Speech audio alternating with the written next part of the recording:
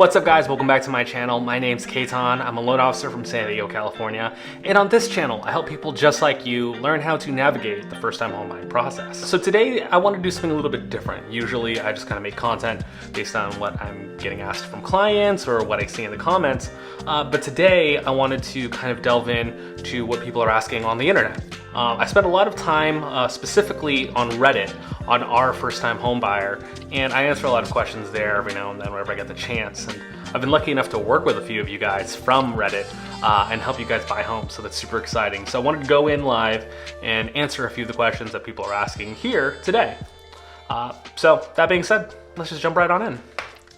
All right, so the first one, new job and approval. So my wife and I were pre-approved in February for the amount that we needed. In March, I was offered a new job at a higher salary. This was unexpected as I wasn't really planning on changing jobs this year, but I sure as hell wasn't passing it up. I mean, I wouldn't either, right? I start next week. We haven't put an official offer on a house yet, but if we find something this month, should we be worried at all about my job change might affect the final approval? Now, this is a pretty common question that I get from a lot of people. This happens way more often than you think. So the long and short of it is, as long as you're in more or less the same field of work, you're going to be good to go. The example that I usually give clients is this. Let's say that you were an accountant for, I don't know, a dentist, right? And you got a job offer that pays a little bit higher as an accountant, but it's a construction company. The companies are really different, but the job that you're doing is more or less the same. So as long as you're in that same career path, essentially, that still counts towards your 2 years that we need to get you qualified. Now, some things that might affect that is if you're going to be getting lesser of a base salary, but maybe you're making some commissions, that's something that could be a red flag because you don't have a 2-year history of commissions yet. So that's something you might want to consider. Also, if you're changing the basis of how you're paid. For example, if you're going from a W-2 job to being a self-employed person or a contractor being paid 1099, that's really different as well. So it depends is what I'm going to say. So the next one, question regarding bank statements past 2 months in savings. I'm saving for a house and have been saving for the past 3 years for a down payment. I'm searching for a house between 250, 320K, okay? I have about 12K in money saved. However, it was tip money and Craigslist general labor work I did to put away and put in my safe. I'm hearing, however, that lenders would require to look at your savings past 2 months, and I'm wondering how to maneuver that over. Any suggestions? Edit, I make 65K annually, no debt, paid it off last month, credit 700. Okay, so this is pretty common. So we only look at the last 2 months of bank statements to consider that money seasoned, is what we call it, right?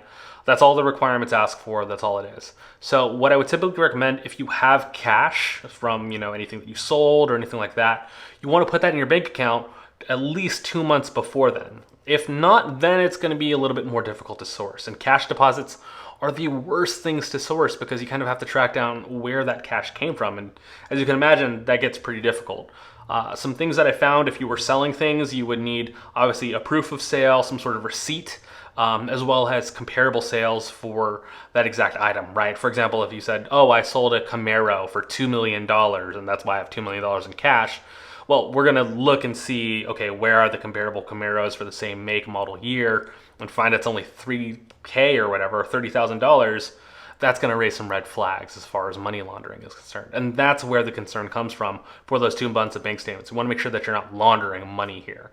So I would always suggest, put that money in the bank at least 2 months before that you're going to buy the home. If not, it's going to be really hard to source that money. You might have to push your plans back a little bit further. Can you up your down payment after approval? Say I get approved for a 3.5% down, but it literally takes a year to find my house. That's really common right now. It's really tough to find a house right now. Say by then, can I put down 10%? Can they update my approval? Yeah, absolutely. I mean, as long as, like I said in the last question, you have those assets properly sourced and seasoned, you can absolutely ask your loan officer to update your approval. All you have to do is, of course, provide them with new updated documents. This goes also if you, for example, change jobs. Right? You start making more, you want to update your approval amount.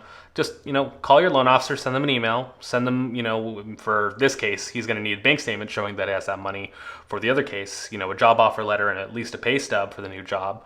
But yeah, we can absolutely update your pre-approval and get you a higher loan amount if your circumstances have changed. All right, so here's another question about bank statements and funds in particular.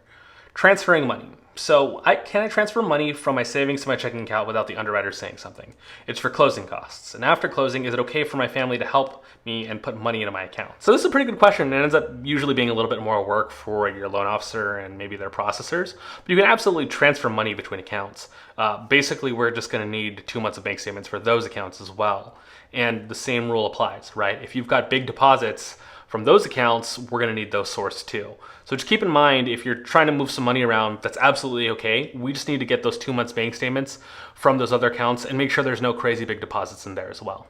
Pretty straightforward though. Okay, so here's one that I don't usually see that often because rates are really, really good right now for 30-year fixed, but we've been kind of going up in rate. So this is an interesting one that I've seen. So this one asks about 30-year fixed versus a 7/1 ARM. I want to buy a small house for my first home.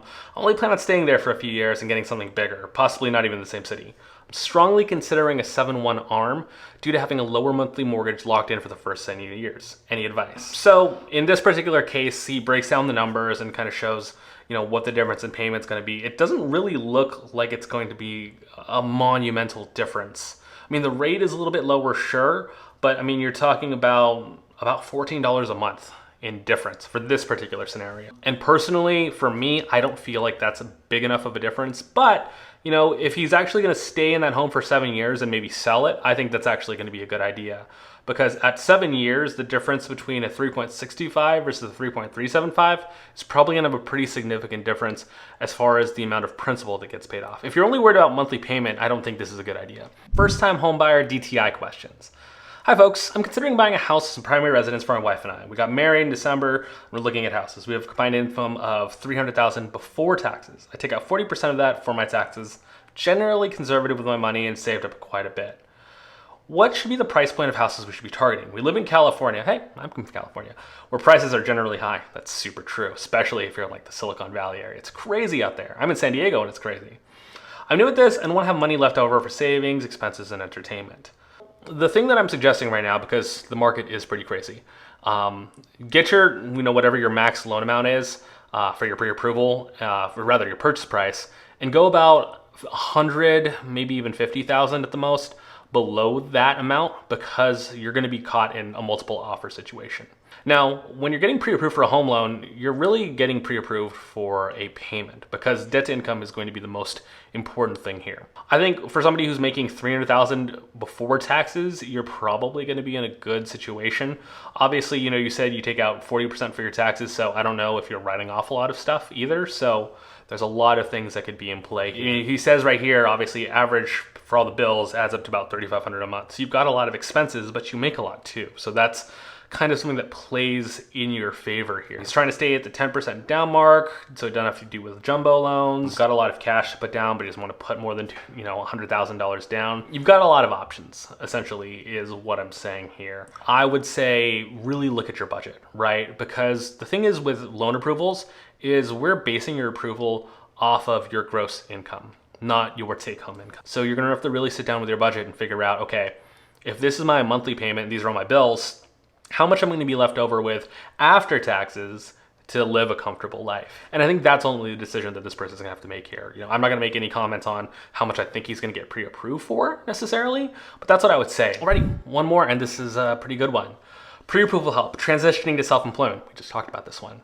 So I'm not sure if this is the right stuff for this question, but I need advice. I'm considering purchasing a home, a first home, in a state I do not live in, moving across the country, be closer to my friends and family. In doing my research, it seems cheaper to buy a home than to rent in the area. My dilemma is I'm leaving my current corporate 9-to-5 job this week in order to pursue my dreams of self-employment.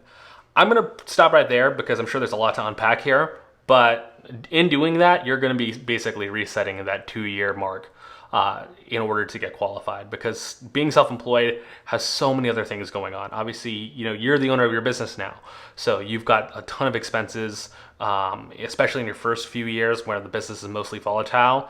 It's very, very risky to do that, and I don't think there's many lenders that are really willing to lend to somebody with less than a year of self-employment. I've seen a minimum of a year, 12-month bank statements, but less than 2 years, it's going to be tough.